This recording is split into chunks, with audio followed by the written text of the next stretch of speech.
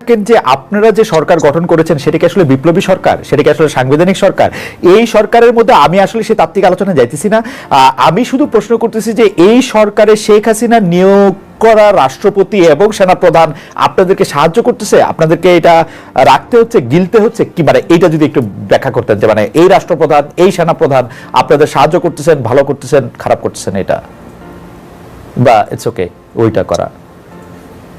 না, আমার কথা হচ্ছে যে রাষ্ট্রপতি, সেনাবাহিনী প্রধান বা অন্যান্য আরো শুধুমাত্র তো ওনারা না, বরং পুরা সিস্টেমটাই মূলত যারা পূর্বে নিয়োগ করতো ওনাদের। এখন কথা হচ্ছে যে আমরা তো আসলে বাংলাদেশ রাষ্ট্রের প্রতিনিধিত্ব করি। বাংলাদেশ রাষ্ট্রের প্রতি যদি কারো বাংলাদেশ রাষ্ট্রের সার্বভৌমত্ব, অখণ্ডতা এবং নিরাপত্তা, জাতীয় নিরাপত্তার প্রতি যদি কারো অখণ্ড যদি অনুভূতি এবং প্রতিজ্ঞা থাকে, আমরা মনে করি তাদের সাথে কাজ করা যায়। কিন্তু এট দ্য সেম ডে আমরা চেষ্টা করেছি এবং আমাদের থেকে দাবি উঠেছে রাষ্ট্রপতি নিয়ে, এবং এটা সরকারের দিক থেকেও এভালুয়েট করা হচ্ছে বা হবে। এটা তো আমরা মূলত পলিটিক্যাল সেটেলমেন্ট পুরোটাই চেঞ্জ করতে চাইছি। এখন আমরা বিপ্লবী সরকার করতে পারতাম কি পারতাম না, সাংবিধানিক মানে কনস্টিটিউশনাল কন্টিনিউটির নামে আমরা হয়তো এটা রেখে দিলাম কিনা, অনেকগুলো কোয়েশ্চেন উঠবে। কিন্তু আসলে আমাদের জন্য ওই সময়ের ইমার্জেন্সি কিছু, ওই সময়ের ইমার্জেন্সি ছিল বাংলাদেশ রাষ্ট্রের সার্বভৌমত্ব, জাতীয় নিরাপত্তা এবং অখণ্ডতা রক্ষা করা। আমরা ওইটাকে প্রায়োরিটি দিয়েছি এবং ওইটা হচ্ছে নিকটি, ওইটা হচ্ছে যে লিটমাস টেস্ট, ওইটার ভিত্তিতে আমরা আমাদের বন্ধু শত্রু নির্ধারণ করব।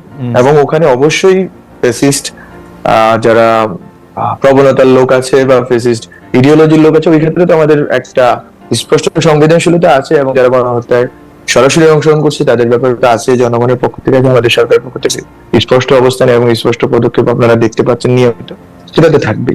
অর্থাৎ এটা হচ্ছে ফ্রেমওয়ার্ক।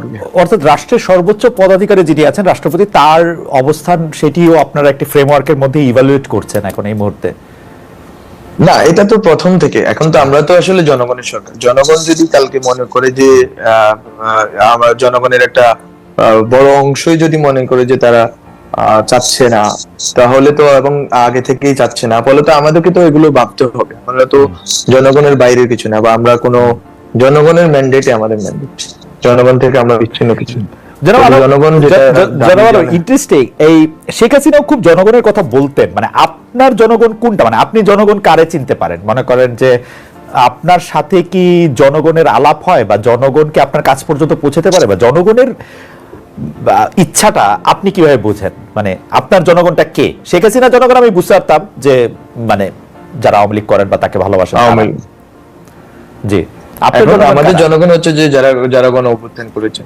আমি বাংলাদেশের অধিকাংশ মানুষ আওয়ামী লীগের সরাসরি ফেসিস্ট যারা এনাবলার আছে, এবং ফেসিস্ট এন্ড ফেসিস্ট এনাবলার যারা আছে বিভিন্ন প্রক্রিয়ায়, বিভিন্ন সংগঠনে, এই ছাড়া বাকি বাংলাদেশের সব জনগণই এই সরকারের পিছনে ঐক্যবদ্ধ আছে, এবং তাদের দাবি, তাদের আশা আকাঙ্ক্ষা শোনার মতো বিভিন্ন স্পেস, উইন্ডো খোলা আছে।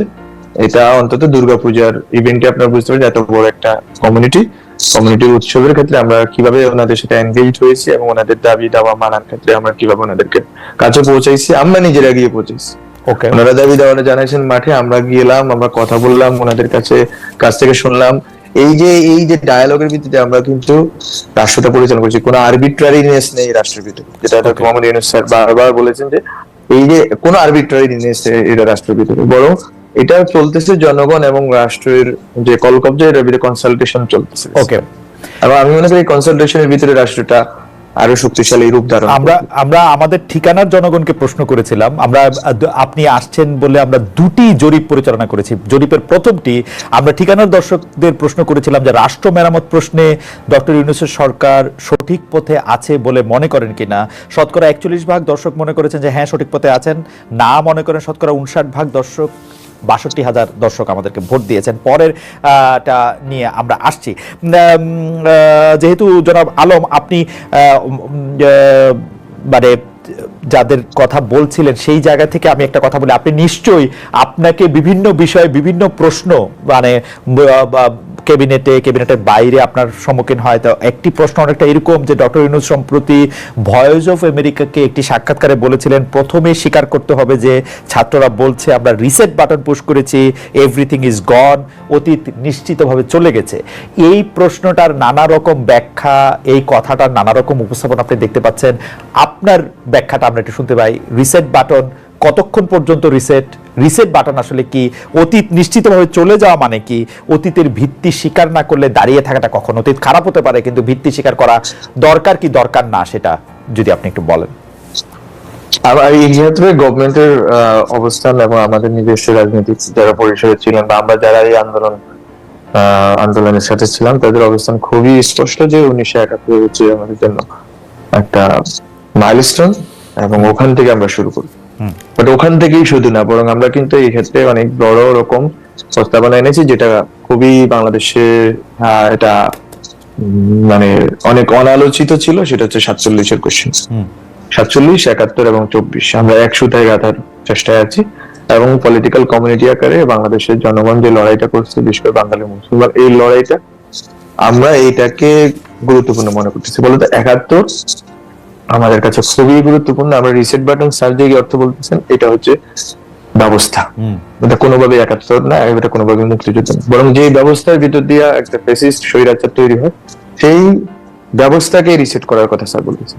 রিসেট বাটন ওই ব্যবস্থার উপর টেপা হবে, ওই ব্যবস্থার ক্ষেত্রে টেপা হবে এবং আমরা একটা নতুন ব্যবস্থার ভিতরে ঢুকবো। যেটা আমরা বলেছিলাম আমাদের নাহিদ ইসলাম যে এক দফায় যেটা ঘোষণা করেছে যে রাজনৈতিক বন্দোবস্ত, নতুন রাজনৈতিক বন্দোবস্ত, স্যার মূলত এটার কথাই বলতেছে।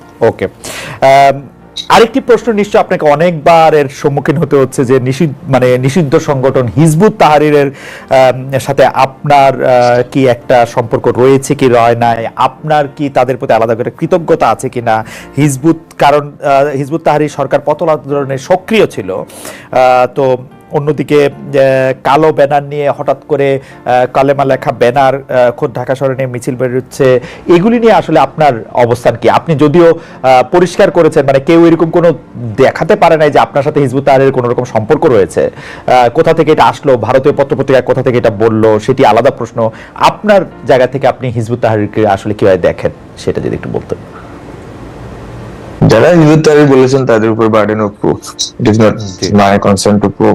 জি, আপনি ঠিক আছে, তারা আপনার ব্যাপারটা যদি নাও থাকে, হিজবুত তাহরিরের যেহেতু সরকার পতন আন্দোলনে সক্রিয় ছিল, আপনাদের কোনো কৃতজ্ঞতা বা আপনাদের কোনো দায়বদ্ধতা আছে? হিজবুত তাহরির রাজনৈতিকভাবে সংগঠন হিসেবে নিষিদ্ধ ছিল 5 আগস্ট পর্যন্ত এবং এখনো নিষিদ্ধ। এখনো নিষিদ্ধ, আইনত নিষিদ্ধ সংগঠন। এবং যদি হিজবুত তাহরিরের প্রতি কোনো দায়বদ্ধতা থাকতো তাহলে জামাতের আমির যেভাবে দাওয়াত পেয়েছেন 5 আগস্টে সেইভাবেই হিজবুত তাহরিরের যিনি দায়িত্বে আছেন, আমি জানি না, তাদেরকে চিনি না, কোনোদিনও তাদের সাথে আমার মুখ দেখা দেখি হয়ে হয় না একটা। তো এইটা ওদেরকে দাওয়াত দেওয়ার কথা, অথবা ওরা আজকে পর্যন্ত যেভাবে করতেছে কাজবাজ, যেভাবে তারা এক্সপ্রেস করতেছে, তাদের এক্সপ্রেশনের ক্ষেত্রে সরকারের অবস্থানের ব্যাপারে আপনারা দেখেছেন 3 জনকে গ্রেপ্তার করা হয়েছে, পরে ছেড়ে দেওয়া হয়েছে। বাট আমরা সরকার জায়গা থেকে বিভিন্ন ডেটারেন্স নেওয়া হয়েছে এবং নেওয়া হবে আরো। তো এখানে আসলে কোন রকম আন্ডার টেবিল কোনো এগ্রিমেন্ট নেই, কোনো কৃতজ্ঞতার বোধ নেই, বরং বাংলাদেশের জনগণের একটা বৃহত্তর অংশ যাদের বিভিন্ন অ্যাসপিরেশন আছে। কারো অ্যাসপিরেশন আছে বাংলাদেশ পুরোটা ইসলামী রাষ্ট্র হয়ে যাক, কারো অ্যাসপিরেশন আছে বাংলাদেশ অখণ্ড ভারতের অংশ হয়ে যাক, থাকতেই পারে, থাকতেই পারে। কারো অ্যাসপিরেশন আছে বাংলাদেশ থেকে চিটাগাং হিলট্রেক্স আলাদা হয়ে যাক, থাকতেই পারে।